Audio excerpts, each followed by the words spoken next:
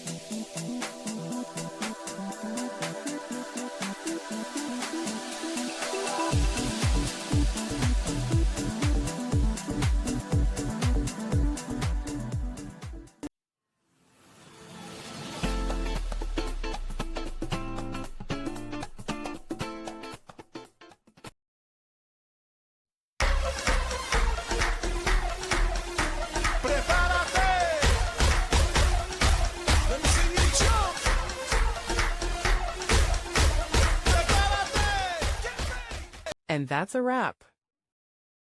I hope you found the answer you were looking for. If you did, take a second to hit that subscribe button. It really helps out.